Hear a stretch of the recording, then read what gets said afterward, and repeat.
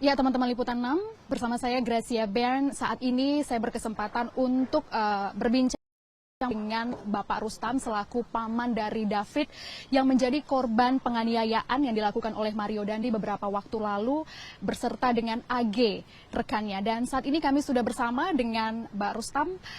Pak Rustam, selamat sore. Terima kasih sebelumnya sudah bersedia untuk kami wawancara sore ini. Sore. Oke, Pak Rustam, tadi sudah diselenggarakan konferensi pers terkait dengan kesehatan dari David. Bisa diceritakan seperti apa kondisi David saat ini? Sebelumnya kami berempati terhadap kejadian yang menimpa David beberapa waktu lalu. Ya, terima kasih. Alhamdulillah ya, per hari ini sebenarnya kondisinya terus menunjukkan yang positif ya bagi kita keluarga. Karena tadi dokter juga di konferensi pers sudah menyampaikan kondisi-kondisi David ya, walaupun memang masih di ruang ICU. Yang paling signifikan sih karena yang sejak 2 hari lalu kan sudah dicopot ventilatornya, tapi dipasang alat yang membantu untuk mempercepat aliran oksigen ke paru-paru aja.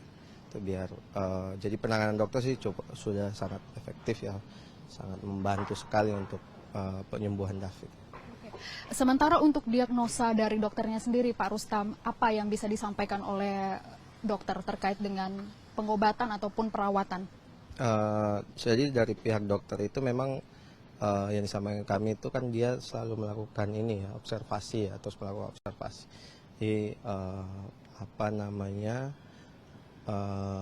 dari sisi medisnya sebenarnya mereka tidak menyampaikan dia diagnosa atau istilah-istilah medisnya itu, tapi selalu menginfokan lah kepada kami pihak keluarga itu kondisi David. Oh, David sudah ada respon seperti itu. Oke. Nah, kita tahu kemarin David sempat dikabarkan koma. Bisa dijelaskan seperti apa sebetulnya koma yang dimaksud ini, Pak Rustam? Terus kondisi David saat ini semakin baik, ini dalam artian seperti apa? Ya, jadi sejak mulai awal itu kan memang kalau saya sendiri waktu ngelihat itu kan memang tidak sadarkan diri ya sama sekali. Sampai dengan dibawa ke sini pun masih dari ruang ICU di Rumah Sakit Permata Hijau, kemudian dipindahin ke Mayapada, itu masih tetap ditangani di ruang ICU. Memang tidak sadarkan diri. Nah, kemudian dari penanganan beberapa hari ini mulai ada respon-respon. Oke, tapi saat ini David sudah bisa bergerak, menggerakkan tangan atau merespon, apakah ketika dipanggil namanya sudah bisa menggerakkan bagian tubuh tertentu begitu, Mas David? Kalau responnya mungkin respon otomatis dari dia ya, jadi belum kayak merespon kalau kita komunikasi itu belum ada. Memang makanya masih tetap ditangani di ruang ICU. Nah, teman-teman Liputan 6 tadi sudah dijelaskan seperti apa kondisi dari saudara David yang saat ini memang masih terus menjalani perawatan di Rumah Sakit Mayapada. Sebelumnya dari Rumah Sakit Permata Hijau begitu ya, Mas? Sudah. Permata Hijau, penanganan pertamanya di Rumah Sakit Permata Hijau. Jadi waktu kejadian awal itu memang dilarikannya ke UGD. Sekitar jam berapa itu, Mas? Itu kami keluarga dapat kabar itu di antara jam 7 malam ya, sekitar jam 7 sampai jam 8. Yang pertama kali mendapatkan kabar itu siapa, Mas? Dan reaksi keluarga bagaimana mengetahui David? Jadi saat itu kebetulan memang saya bersama ayah David, kita berdua, dan dia dapat kabar pesan WhatsApp itu dari wali kelasnya.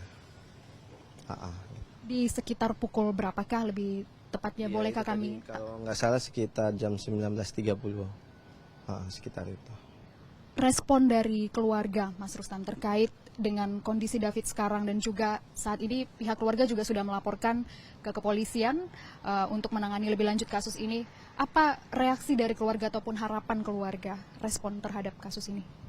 Ya, yang pasti ya respon dari keluarga ya pasti kalau punya keluarga yang mengalami seperti ini kan pasti shock, pasti sedih, pasti penuh emosi seperti itu. Nah, cuman alhamdulillah karena kita juga fokus ke penyembuhannya, ya kita kalau dengan sharing kondisi David membaik juga keluarga juga mulai tenang seperti itu.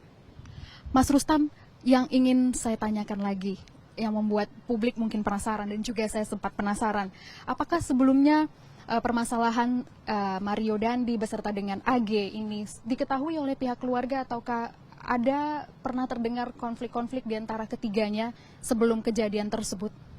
Kalau dari pihak keluarga kita tidak tahu sama sekali permasalahan.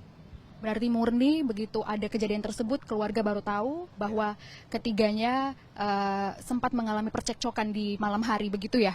Ya, kita taunya ya dari media dan dari ini ya, informasi dari kepolisian itu aja. Saya ingin tahu Mas, apa kira-kira yang diharapkan oleh keluarga terkait dengan status hukum barangkali ataupun kejelasan dari kuasa hukum seperti itu? Yang pasti memang kalau terkait hukum kita keluarga sudah menyerahkan ya ke LBH GP Ansor yang paham tentang hukum. Jadi kita hanya meminta bahwa semua yang terlibat itu diproses seadil-adilnya. Mas Rustam, yang terakhir di lokasi kejadian, apakah ada orang lain selain dari mereka bertiga?